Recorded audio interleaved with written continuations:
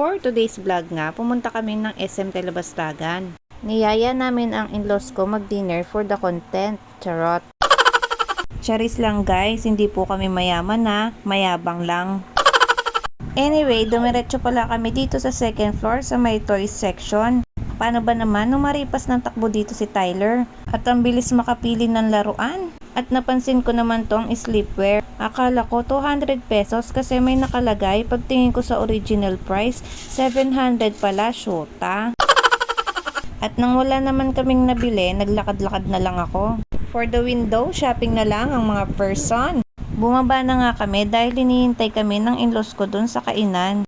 Late celebration nga pala namin to para sa Father's Day at nilibre kami ng in-law ko. Late na nga kami nakapunta dito kaya agad-agad naman pumunta na kami dito sa restaurant. Dito pala kami palaging kumakain sa Dainty.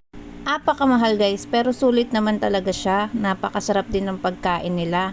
At pagpasok nga namin nakapag-order na pala ang mga in-laws ko. Guys kahit late night na ang dami pa rin kumakain dito sa Dainty. Ito naman si Tyler hindi nga naman niya maiwanan ng napaka-colorful yung mga eggs. Akala mo naman Easter Sunday.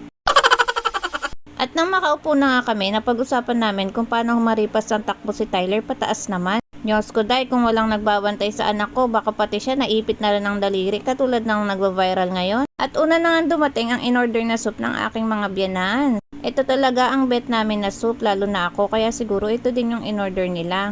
By the way, spinach soup nga pala ang tawag doon. Nabubulol pa ako, buset.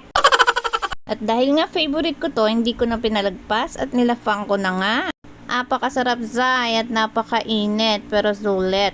Sunod naman dumating ang mga order namin na main dish. Nag-order nga lang kami ng family size na dainty fried rice, sweet and sour, chicken hamonado at pansit pampahaba naman ng buhay.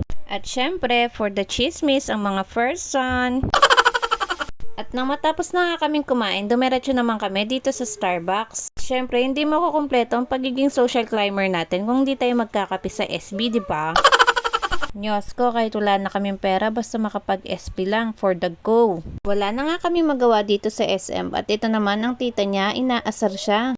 Kunwari, papasok sila pero hindi naman hihilain niya na pabalik. Guys, charis lang lahat ng mga pinagsasabi ko ha. Small wins lang namin to para sa sarili namin. Kung dati kasi hindi namin to kayang gawin. Pero ngayon, pag gugustuhin namin, pwede na namin bilhin at pwede na namin puntahan. Pero syempre, on the budget pa rin kami. Hindi naman porket nahihirapan tayo sa buhay, hindi na natin pwedeng ma-experience ang mga ganitong bagay. Anyway, wala na pala kaming gagawin dito sa SM at wala na rin kaming mga pera, charis. Pauwi na nga kami dahil oras na din at baka kami pa ang magsara netong SM. That's it for today's vlog. Salamat sa panonood. Bye!